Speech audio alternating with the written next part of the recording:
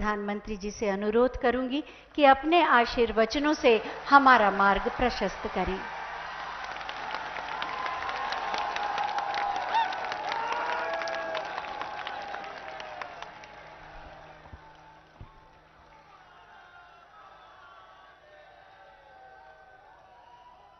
हर हर महादेव।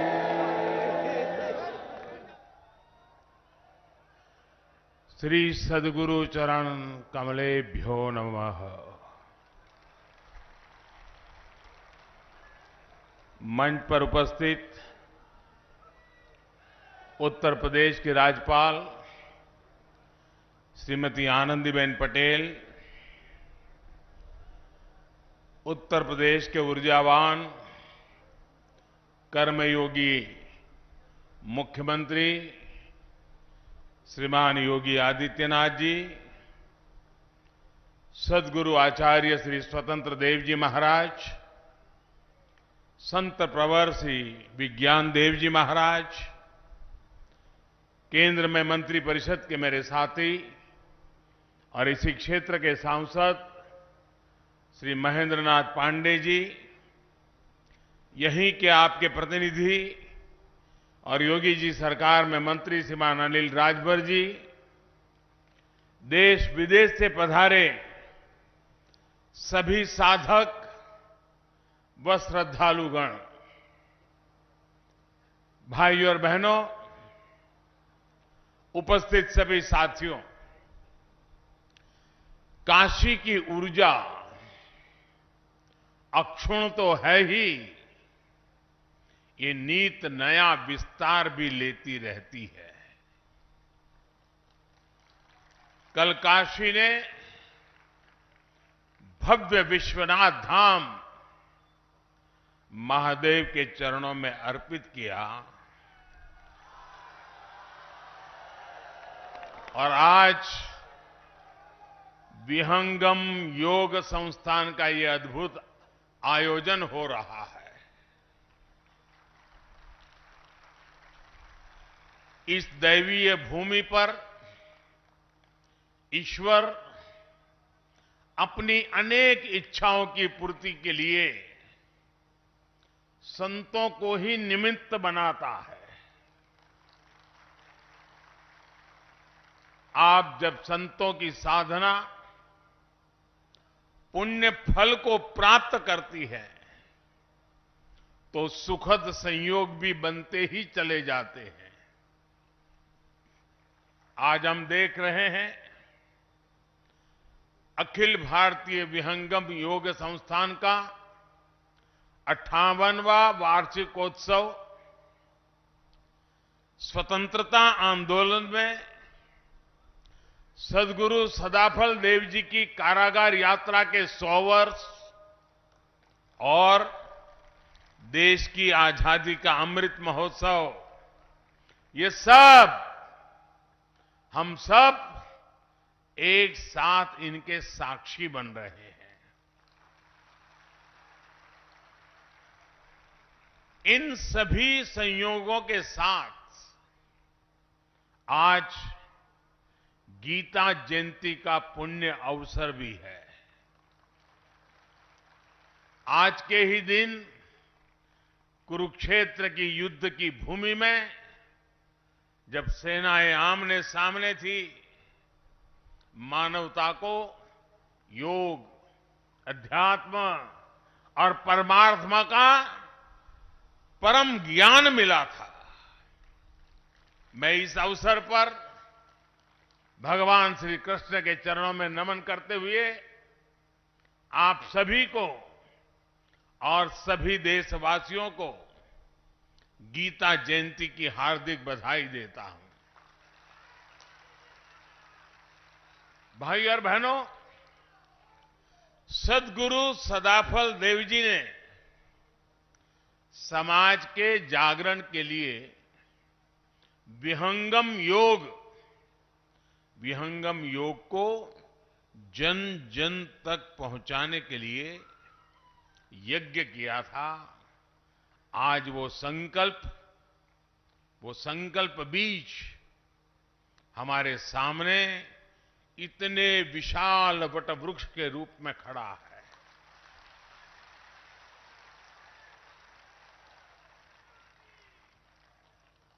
आज 5101 यज्ञ कुंडों के विश्व शांति वैदिक महायज्ञ के रूप में, इतने बड़े सहयोगासन प्रशिक्षण शिविर के रूप में, इतने सेवा प्रकल्पों के रूप में और लाखों लाख साधकों के इस विशाल परिवार के रूप में हम उस संत संकल्प की सिद्धि को अनुभव कर रहे हैं। मैं सद्गुरु सदाफल देव जी को नमन करता हूं, उनकी आध्यात्मिक उपस्थिति को प्रणाम करता हूं।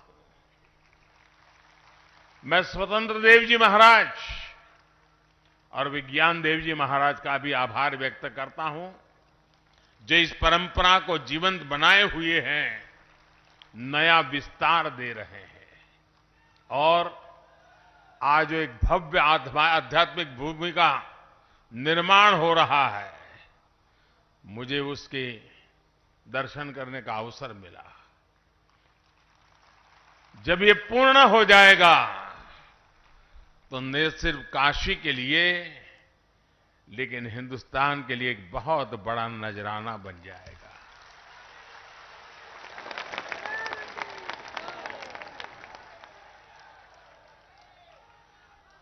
हमारा देश इतना अद्भुत है कि हां जब भी समय विपरीत होता है, कोई न कोई संत विभूति समय की धारा को मोड़ने के लिए अवतरित हो जाती है। ये भारत ही है जिसकी आजादी के सबसे बड़े नायक को दुनिया महात्मा बुलाती है। ये भारत ही है जहां के राजनीतिक आंदोलन के भीतर भी आध्यात्मिक चेतना निरंतर प्रवाहित रही है। और ये भारत ही है जहां साधकों की संस्था अपने वार्षिकोत्सव को आजादी के अमृत महोत्सव के रूप में मना रही है।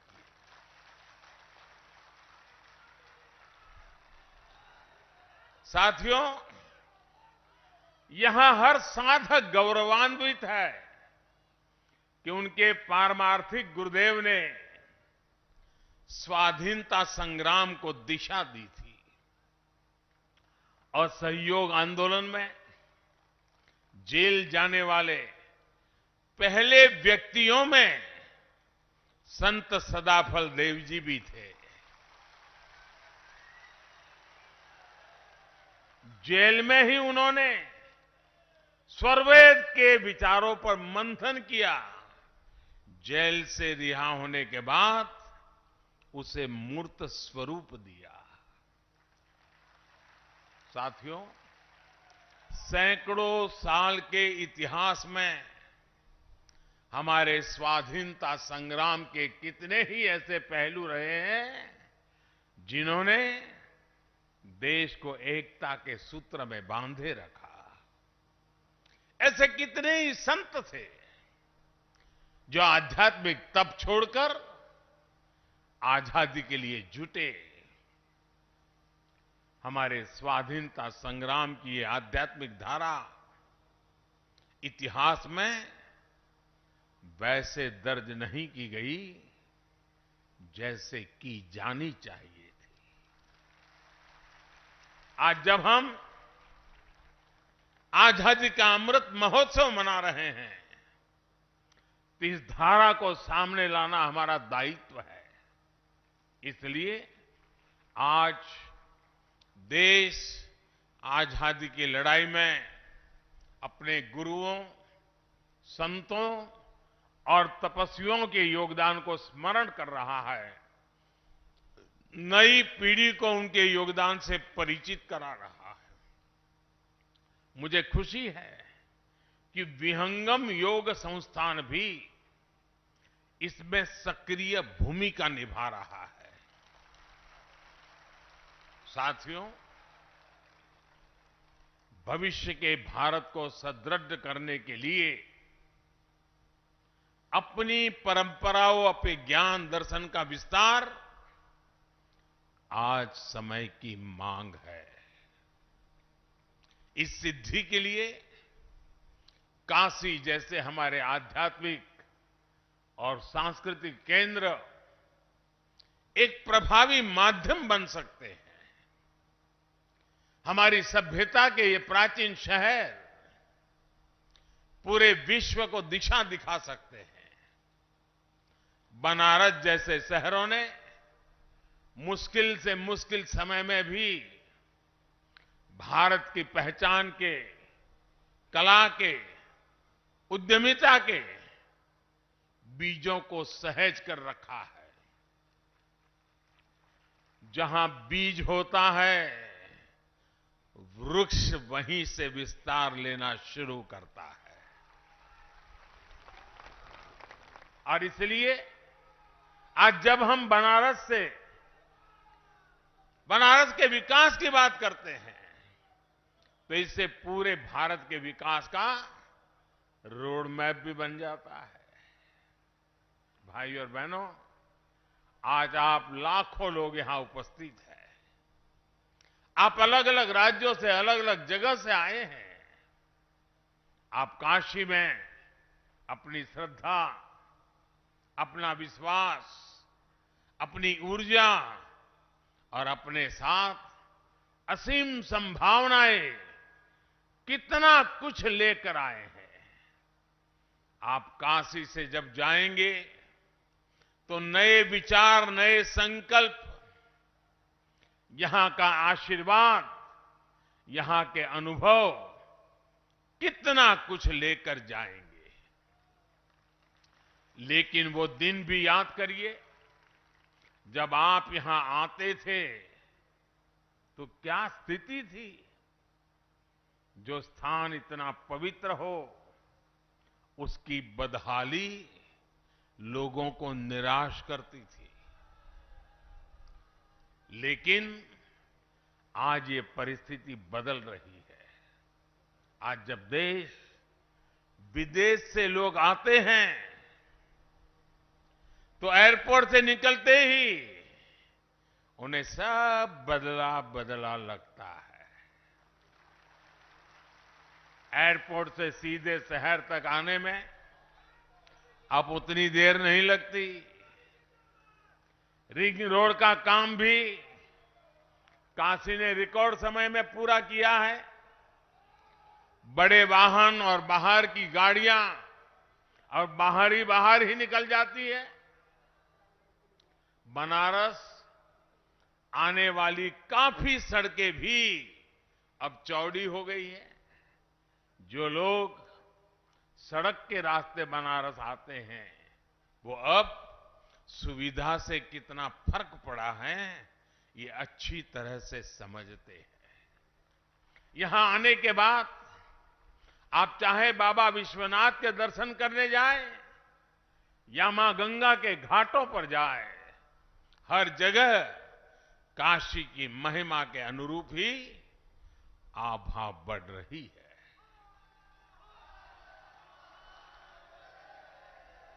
काशी में बिजली के तारों के जंजाल को अंडरग्राउंड करने का काम जारी है। लाखों लीटर सीवेज का ट्रीटमेंट भी हो रहा है। इस विकास का लाभ यहां आस्था और पर्यटन के साथ साथ यहां की कला संस्कृतियों को भी मिल रहा है। ट्रेड फैसिलिटेशन सेंटर हो, रुद्राक्ष कन्वेंशन सेंटर हो या बुनकरों, कारीगरों के लिए चलाए जा रहे प्रोग्राम, आज काशी के कौशल को नई ताकत मिल रही है।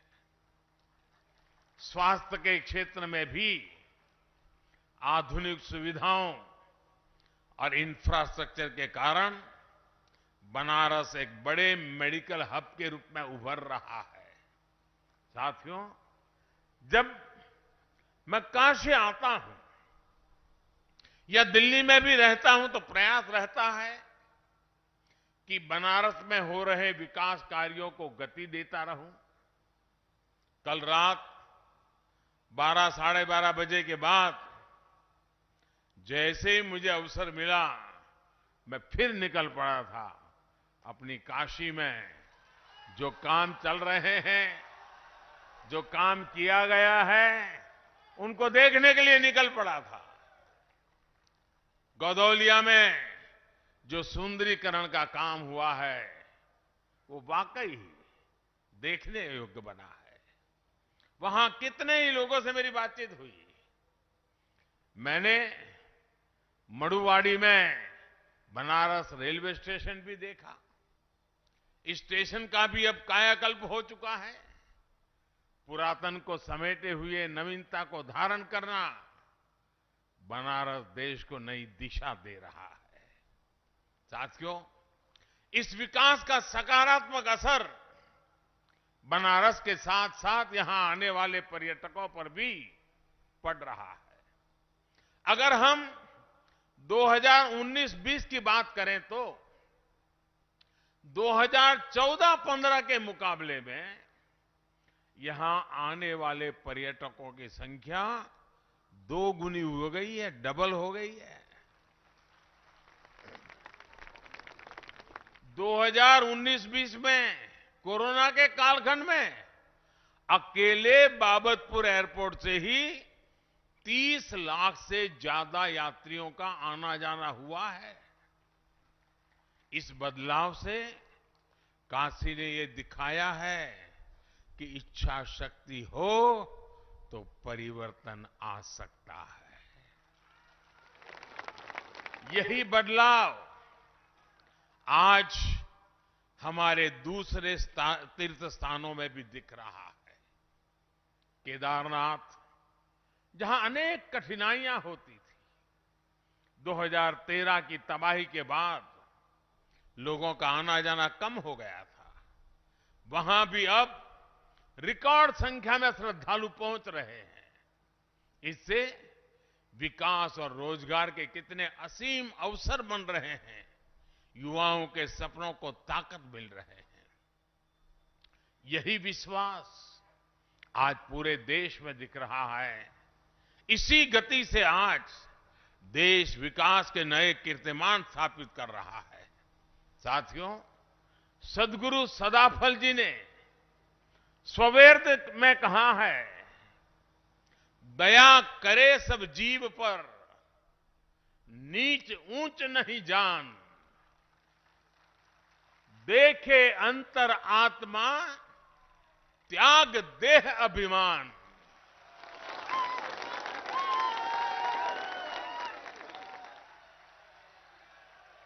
यानी सबसे प्रेम, सबके प्रति करुणा, ऊंच नीच से भेदभाव से मुक्ति, यही तो आज देश की प्रेरणा है। आज देश का मंत्र है सबका साथ, सबका विकास, सबका विश्वास। मैं मेरा के स्वार्थ से ऊपर उठकर आज देश सबका प्रयास के संकल्प से आगे बढ़ रहा है। साथियों, स्वाधीनता संग्राम के समय सद्गुरु ने हमें मंत्र दिया था स्वदेशी का। आज उसी भाव में देश ने अब आत्मनिर्भर भारत मिशन शुरू किया है। आज देश के स्थानीय व्यापार रोजगार को, उत्पादों को ताकत दी जा रही है। लोकल को ग्लोबल बनाया जा रहा है। गुरुदेव ने सर्ववेद में कहा, हमें योग का, विहंगम योग का मार्ग भी दिया था। उनका सपना था कि योग जन जन तक पहुंचे और भारत की योग शक्ति पूरे विश्व में स्थापित हो। आज जब हम पूरी दुनिया को योग दिवस मनाते हुए, योग का अनुसरण करते हुए देखते हैं, तो हमें लगता है कि सद्गुरु का आशीर्वाद फलीभूत हो रहा है। साथियों, आज आजादी के अमृत काल में भारत के लिए जितना महत्वपूर्ण स्वराज है, उतना ही महत्वपूर्ण सुराज भी है। हम दोनों का रास्ता भारतीय ज्ञान, विज्ञान, जीवन शैली और पद्धतियों से ही निकलेगा। मैं जानता हूं, विहंगम योग संस्थान वर्षों से इस विचार को आगे बढ़ा रहा है। आपका आदर्श वाक्य है, गावो विश्वस्य मातरः।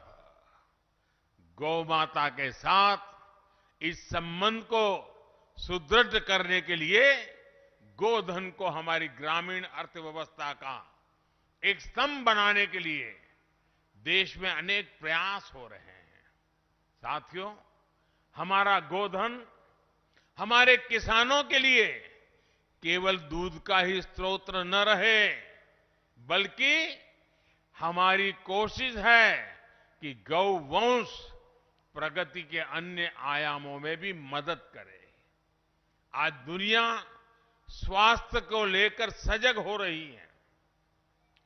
केमिकल्स को छोड़कर ऑर्गेनिक फार्मिंग की तरफ विश्व लौट रहा है।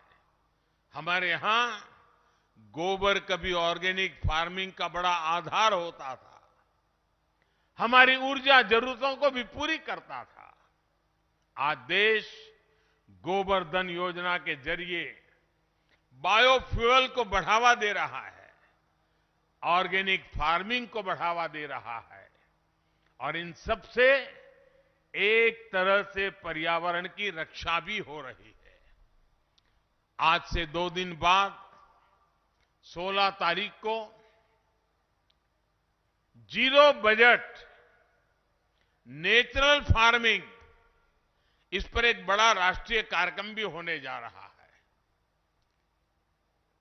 इसमें पूरे देश से किसान जुड़ेंगे। मैं चाहूंगा कि आप सभी भी 16 दिसंबर को प्राकृतिक खेती के बारे में ज्यादा से ज्यादा जानकारी प्राप्त करें और बाद में किसानों को घर घर जाके बताएं। एक ऐसा मिशन है जिसे जन आंदोलन बनना चाहिए, और इसमें आप सभी अहम भूमिका निभा सकते हैं। साथियों, आजादी के अमृत महोत्सव में देश अनेक संकल्पों पर काम कर रहा है। विहंगम योग संस्थान सद्गुरु सदाफल देव जी के निर्देशों का पालन करते हुए लंबे समय से समाज कल्याण के कितने ही अभियान चला रहा है। आज से 2 साल बाद आप सभी साधक यहां 100वें अधिवेशन के लिए एकत्रित होंगे। 2 साल का ये बहुत उत्तम समय है। इसे ध्यान में रखकर मैं आज आप सभी से कुछ संकल्प लेने का आग्रह करना चाहता हूं। ये संकल्प ऐसे होने चाहिए जिसमें सद्गुरु के संकल्पों की सिद्धि हो और जिसमें देश के मनोरथ भी शामिल हो। ये ऐसे संकल्प हो सकते हैं जिन्हें अगले 2 साल में गति दी जाए, मिलकर के पूरा किया जाए। जैसे एक संकल्प हो, और हो सकता है हमें बेटी को पढ़ाना है, हमें हमारी बेटियों को स्किल डेवलपमेंट के लिए भी तैयार करना है। अपने परिवार के साथ साथ जो लोग समाज में जिम्मेदारी उठा सकते हैं, वो 1-2 गरीब बेटियों के स्किल डेवलपमेंट की जिम्मेदारी उठाएं। एक और संकल्प हो सकता है, पानी बचाने के लिए हमें अपनी नदियों को, गंगा जी को, सभी जल स्रोतों को स्वच्छ रखना है। इसके लिए भी आपसे संस्थान द्वारा नए अभियान शुरू किए जा सकते हैं। जैसा मैंने पहले भी बताया, देश आज प्राकृतिक खेती पर बल दे रहा है। इसके लिए लाखों लाख किसान भाई बहनों को प्रेरित करने में भी आप सब बहुत बड़ी मदद कर सकते हैं। हमें अपने आसपास सफाई स्वच्छता का भी विशेष ध्यान देना है। किसी भी सार्वजनिक जगह पर गंदगी न फैले, ये ध्यान रखना है। परमात्मा के नाम से आपको कोई न कोई सेवा का ऐसा कार्य भी जरूर करना है जिसका लाभ पूरे समाज को हो। मुझे विश्वास है इस पवित्र अवसर पर संतों के आशीर्वाद से ये संकल्प जरूर पूरे होंगे और नए भारत के सपनों को पूरा करने में सहयोग देंगे। इसी विश्वास के साथ आप सभी का बहुत बहुत धन्यवाद। पूज्य स्वामी जी का मैं आभारी हूं कि इस महत्वपूर्ण पवित्र अवसर पर मुझे भी आप सबके बीच आने का अवसर मिला, इस पवित्र स्थान का दर्शन करने का अवसर मिला। मैं फिर एक बार सबका आभार व्यक्त करता हूं। हर हर महादेव। बहुत बहुत धन्यवाद।